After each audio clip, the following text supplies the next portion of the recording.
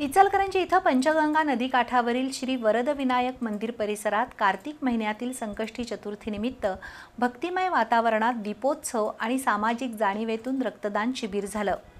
वरदविनायक भक्त मंडळाच्या वतीने आयोजित धार्मिक श्रद्धा आणि सामाजिक कार्याचा सुंदर संगम असलेला हा दीपोत्सव नेत्रदीपक ठरला।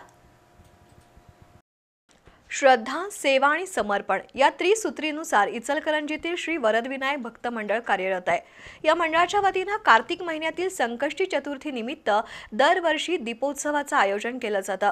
यावर्षीही परंपरेनुसार दीपोत्सवानिमित्त फुलं, तोरणांनी मंदिर परिसराची सजावट करण्यात आली होती। पहाटे मंत्रोच्चाराच्या गजरात श्रींना अभिषेक, पूजासह धार्मिक विधी झाला। दिवसभर दर्शनासाठी भाविकांनी गर्दी केली होती।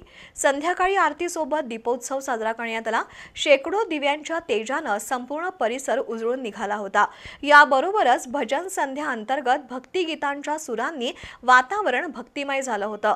दरम्यान या धार्मिक कार्यक्रमासोबतच सामाजिक बांधिलकी जपत रक्तदान शिबिर पार पडलं।